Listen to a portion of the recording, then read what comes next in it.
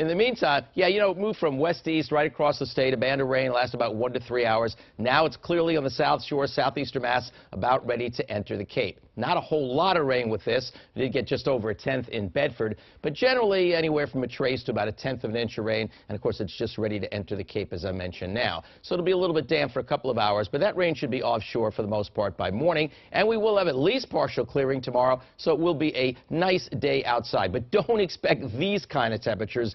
Deduct a good 15 to 20 for high temperatures tomorrow compared to what happened today, like Norwood 75, Boston 74, Natick 74, Stoneham 72, Westford 71. Already down to 54 in Boston. Westerly breeze now at 9 miles per hour. And if we go to the north, of course, that's where it's gotten even chillier. Just off our chart, you can see it upper 30s there. Springfield, Vermont is 40. Concord, New Hampshire down to 48. Jaffrey already 46. Orange is already 44. Now we're in the 50s here in Boston, and when you work your way down to the Cape before the cool air has really arrived, we still have a 60 on the Vineyard and Nantucket. But you see the cooler air. Once you get to the north and west of us, it is chilly, and it's going to stay that way. Now tomorrow's only going to be a typical late October day, but this weekend our temperatures will be below average. Waking up tomorrow morning, if you're very, very early, you'll have some 30s in the cold spots, otherwise 40s in Boston. Now during the day tomorrow, I do expect a fair amount of sun, and mid to upper 50s are still achievable across the region without it being too windy. So I mean, it's going to be an okay fall day, just isn't going to be the 70s of today.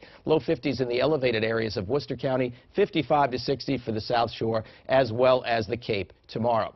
High pressure still around early on Friday, but as it lifts to the north, the wind becomes east. That may introduce some cloudiness. Now, a bigger potential, but it may not be realized here, is a storm moving through the Great Lakes. Along with that, a very deep intensifying disturbance of the jet stream is going to be dropping southeast. When that happens, you get a storm response along the coast, and that will happen this weekend.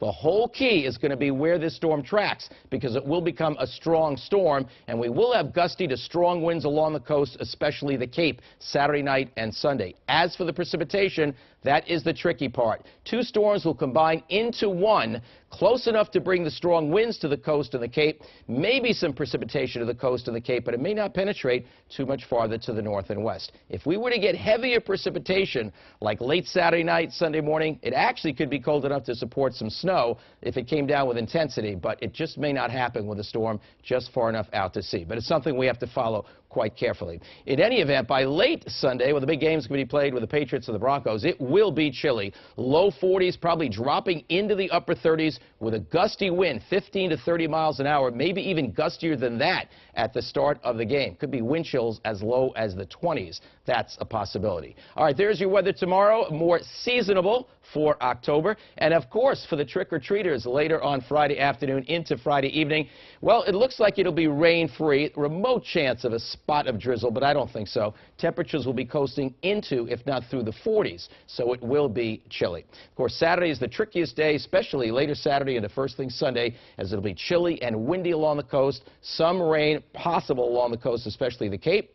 Sunday, may get some breaks of sun in the afternoon, but very windy, very chilly. And also, one other reminder, before you go to sleep Saturday night or 2 a.m. Sunday, we turn the clocks back. We fall back, gain an extra hour, but that sunset on Sunday, just about coinciding with the start of the Patriots game. It's going to certainly be aware. We're going to be aware of the early sunset and also the gusty breezes and the chill as well. And it's a cold start to Monday, but look what happens after that.